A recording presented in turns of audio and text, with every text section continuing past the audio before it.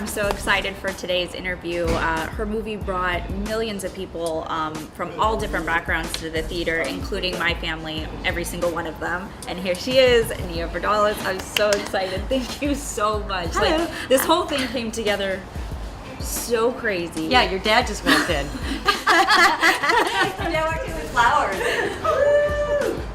Hey, fine. It's like first day of school. That's what I feel like. It's the best. Listen, my family showed up at my science fair exhibit with our priest to bless my exhibit. So I get it. I get when your family is really close. Too close sometimes. Like, do you know like safety patrol in school? Yeah. Okay. So my family showed up with the video camera. When you and had kept safety walking across, like to have me walk them across. Uh-huh. And hi Lana, hi. Like, and I was, oh my god. Like, and the policeman was there like grading us. You know, I was like in third grade. So, but I'll never forget it. So, I mean, seriously, a big reason why I wanted to interview you for so long was the fact that you created a job for yourself, which is what I've done with Ms. Hollywood since 2008. Nobody would give me a job. And that's why I said yes to this interview. I am trying to reach out to people who possibly could use something like I had a hand out to me. So that's why I said yes, because Thank this you. girl has created her own work, and I like that. I mean, yeah, it's definitely, it's been, you know, a dream of mine since I was 6 to do, like, I wanted to be the next white Jewish Oprah. That was like my goal, was to do that. So I was like, yeah, I'm gonna be Oprah, but white and Jewish. So I know between, you know, part 1 of My Big Fat Greek Wedding and part 2, you wanted to have the experiences of motherhood. Yes. What experiences, though, did you bring when you were doing part 2? When I was writing part 2, I definitely drew from my experiences of wanting to keep my daughter as close as possible, and also this sudden realization that no matter what you think, you're going to morph into your own parents. Your dad, that's going to be you. No, I quit a job because of that. Because he's in shoe sales, and I worked for Christmas time selling Uggs. And I was like, I felt like I could sell a piece of coal, I could bullshit my way through it just like he does, and I found myself having the same gesture, and I called him and I was freaking out. I was like, I can't do this. I never wanted to be in the shoe business. I have to leave now. Like, so I think it's an honorable business, and I think you should go into business with your dad. He's right here. Look at his happy face. I say do it. We're saving souls. Yes. Oh my God. Did you hear that pun? He said, we're saving souls. I'm going to repeat it because he's not liked, and it's solid comedy gold. His screen name, whatever, is Soulman, Soleman. Kids. So, yeah. Yep. Did you find that the sequel, when you were coming in to film it, did you have a different vibe coming in, or did you feel like completely stressed? Like, the first one did so well. Were you like, oh my gosh, I have to live up to the same thing? No, you should never approach anything with thinking about breaking a record or selling a script and what's in the marketplace, because the desire in the marketplace, because then you are creatively dead.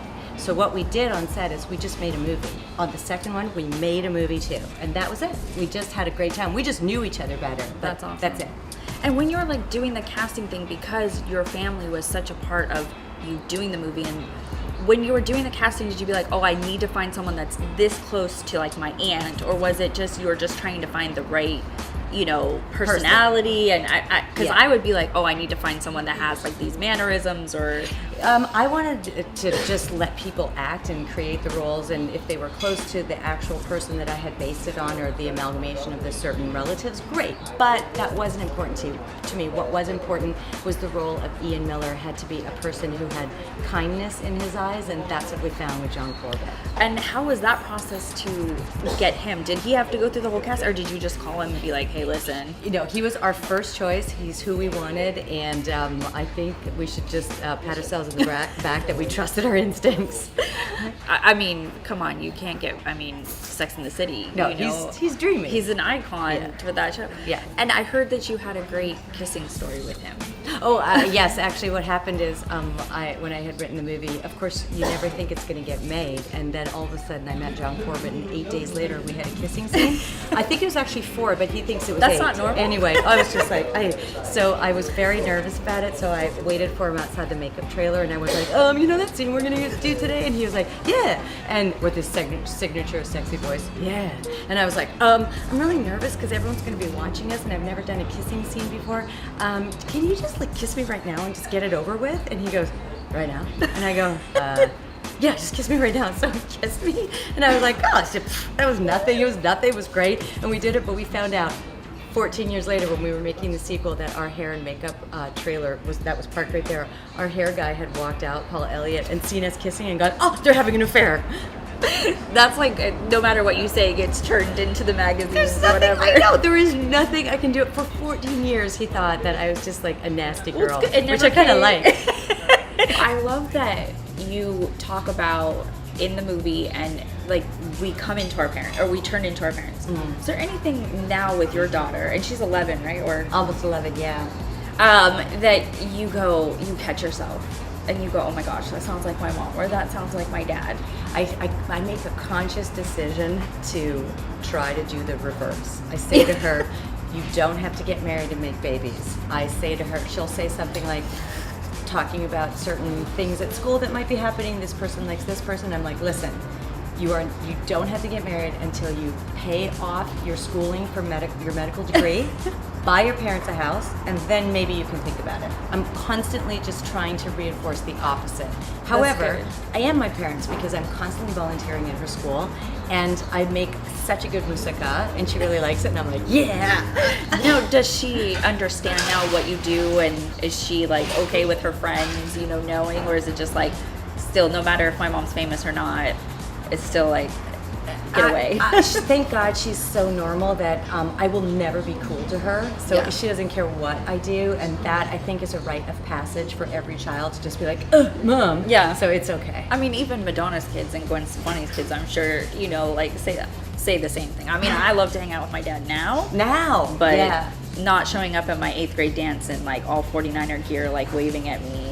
Was yeah. I mean, that was horrible. My brother woke up at, I think, 13 years old and decided we were stupid until he was 19. Did not talk to us. I know, I get it. And you know what? It's made him funny. But that's okay. Yeah. And I think, well, what's funny to me is like everybody keeps asking about when's the second one. It's like everyone asking when are you going to have a kid. And now you have a kid, so when's the second one coming? That's exactly right. I always think about this. There are people in your life, in your family, who will try to guide you to a timeline that is ticking within them. Yeah. And you must say, I am not on that person's biological clock. I will take a year or two off and not go to college. I will do something that is outside the family business. I will do something within the family business. Ultimately, I will do what's right for me. Yeah. One life. Do what's right for you is my message to everybody. Do it. That's awesome, though. But I think instead of a third one, I think you should move into something with me of like my Meshuggah family. Maybe doing something like that, because we have a lot of stories. I do know how much I love it that the Jewish community, that the East Indian community, that the Native American community, the Mexican community, the Italian community, everybody sees their family in this family. I love it because it just makes me feel like, number one, we're all cousins. We are. Number two, that everyone just says, that's a family that's like my family. They're nuts, but I love them so much.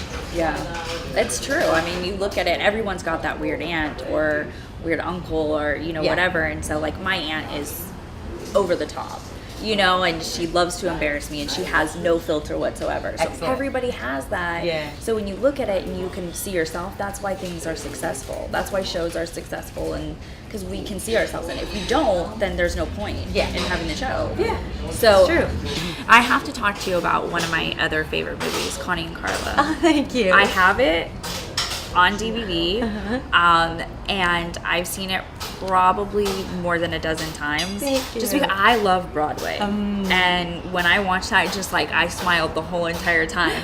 And I said to my friends, like, "Have you not seen this movie?" And so I had a party at my house and had everyone come over to watch it. Super nice. I love it so much. That's really nice. I heard that there was a party in Palm Springs, and then when my husband's character appeared on screen, that this gaggle of fantastic gay boys went, "Ooh!" And I was like, "Ian, you're a bear." Speaking of your husband, I absolutely loved him on Cougar Town. Like, Yeah. I think he is so funny, and I hope that you guys do more projects together. That's really because nice. Thank you. I really do. Like, I love that show. Thank you. And I want to talk about your book, Instant Mom, because it goes through the struggles of having a child, and I know that I want to adopt, and I want to be a foster mom if possible to do that.